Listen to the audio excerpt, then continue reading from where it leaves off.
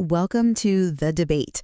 You can stand in the produce aisle of basically any grocery store right now and hold two identical Granny Smith apples in your hands. Right. They are the exact same shade of vibrant green. They weigh exactly the same. They feel identical, but one is priced at, say, $1.93 for a bag, and the other costs $4.31. Yeah. Visually, they are absolute clones of each other. Exactly. But biologically, they are the results of two completely different ways of interacting with the planet. Because one is a product of modern, highly optimized conventional agriculture, and the other is certified organic. And that $2 price gap isn't just some random grocery store markup. No, not at all. It is the center of a massive global question about how we actually manage to feed 8 billion people. It really is. So today, we're digging directly into that question. Organic food versus conventional agriculture. Is the premium price actually worth it for our health and our environment? It's a huge topic. It is. The organic food market recently hit a staggering $71.6 billion. Consumers are routinely paying an average 53% premium for that little green seal.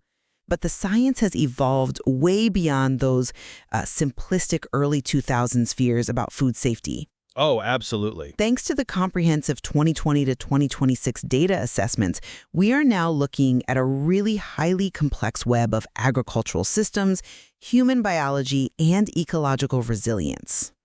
And to really understand that web, we have to look past the very effective marketing labels. We have to rigorously examine the actual mechanisms at play here. Precisely. So I'll be representing the perspective that organic agriculture is fundamentally a biologically and demonstrably superior system. When you look at the higher levels of beneficial plant compounds, the drastically reduced pesticide loads, and, the profound ecological benefits, that price premium isn't just a tax. It's a vital investment in human and planetary health. And I will be taking the perspective that the purported benefits of organic food are, largely overstated, and they're heavily clouded by lifestyle factors. From my view, the nutritional differences are mostly clinically insignificant, but more importantly, the lower crop yields of organic farming present severe, inescapable environmental trade-offs regarding global land use. Trade-offs that we simply cannot ignore if we want to realistically feed the world. Okay, let's start right inside that Granny Smith apple.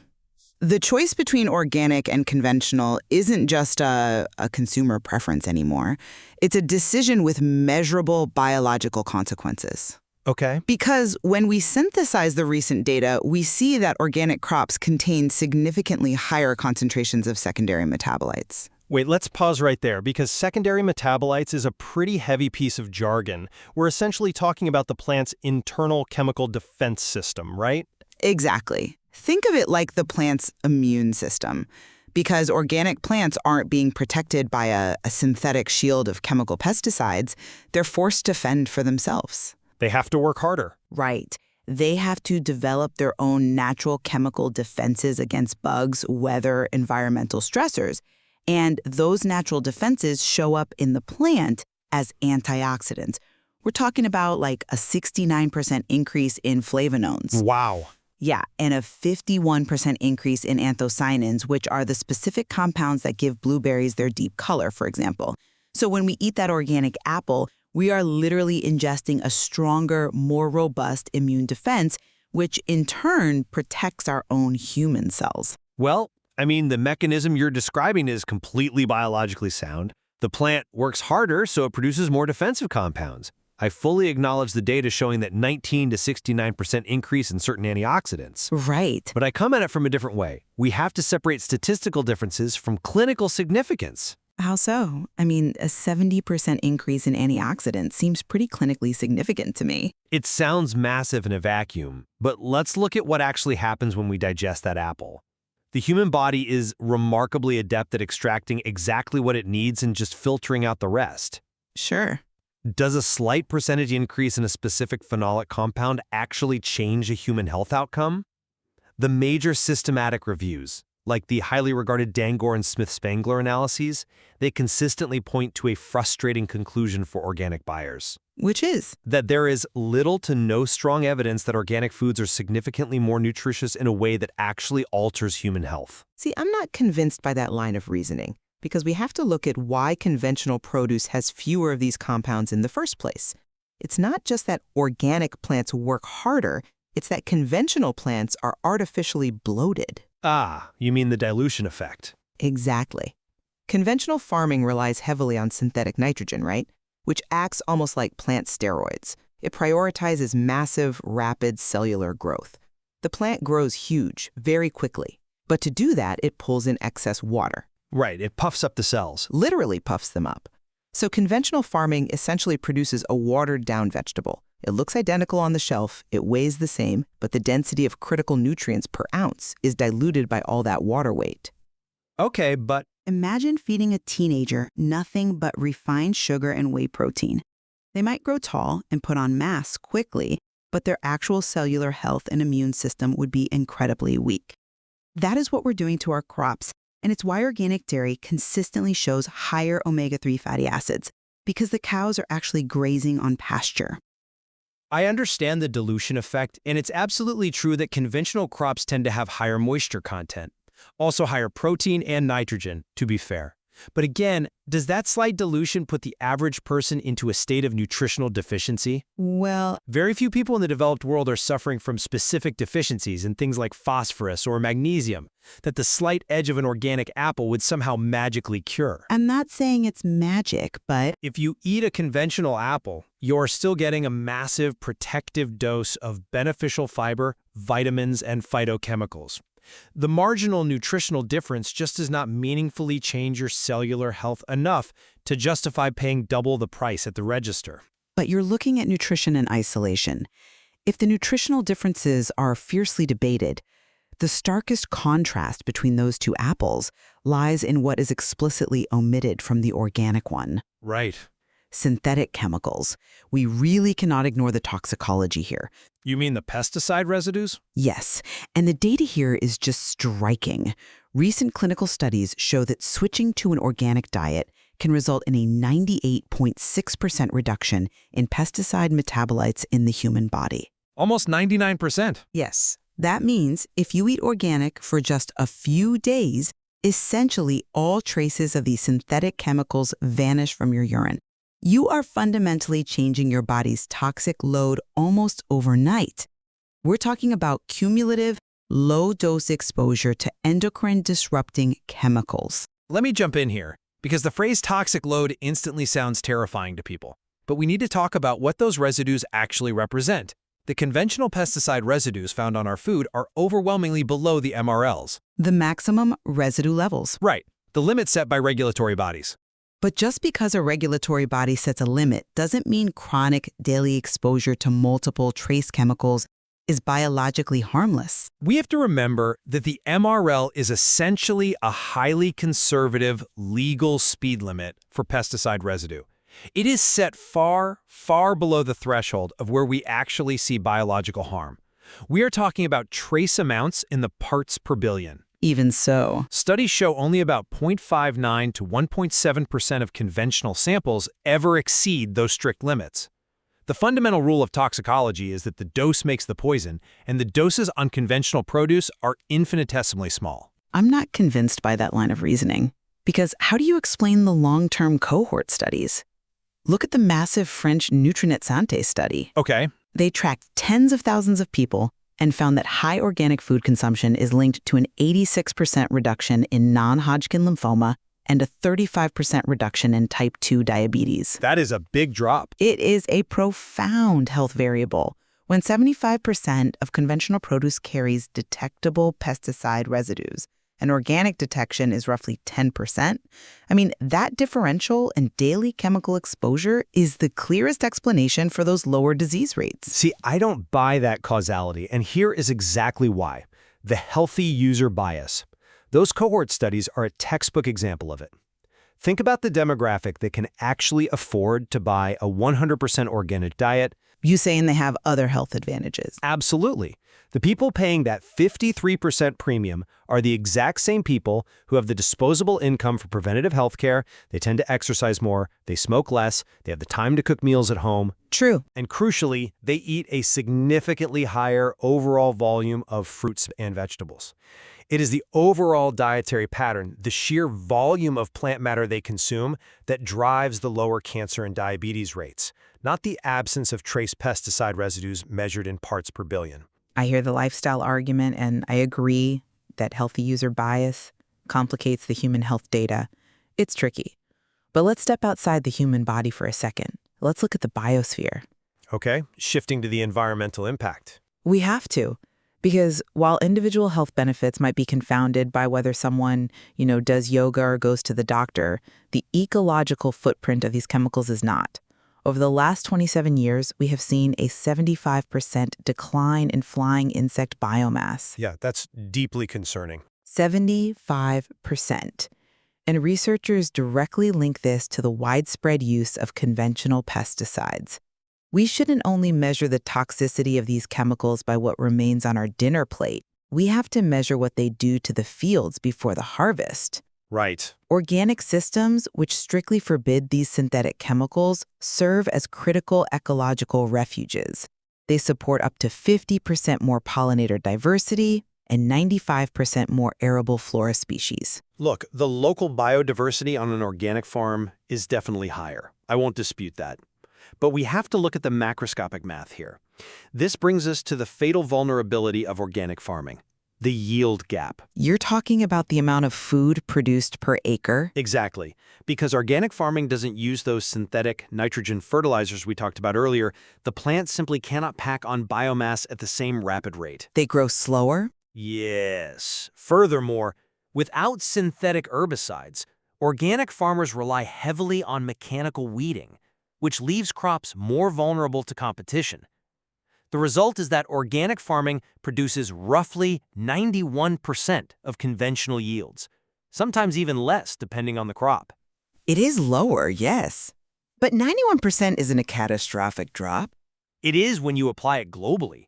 If we try to scale organic agriculture up to feed 8 billion people, that yield gap means we require vastly more land to produce the exact same amount of food. Well, where does that extra land come from? It doesn't just materialize. It comes from clearing forests, destroying natural habitats, and plowing under wild meadows. but that assumes our current agricultural output is highly efficient, which it isn't. Wait, let me finish the thought on land use, because it ties directly into climate change. While it's true that the greenhouse gas emissions per area are lower for organic farms, the emissions per unit of food produced are roughly equal to conventional farming, purely because of that yield gap. Right, I know the math you're referring to. We cannot save the environment by adopting a farming system that mathematically requires us to clear-cut the remaining wild spaces on Earth just to maintain our current caloric output. I see why you think that. But let me give you a different perspective. I think the premise is flawed. You're evaluating agriculture solely on its yield per acre. That's like evaluating a factory solely on its output speed while completely ignoring that it's dumping toxic waste into the local river. But Yes, conventional agriculture is incredibly fast and produces massive volume, but it depletes the soil over time. Organic soils, on the other hand, contain 26% more organic carbon. that is true.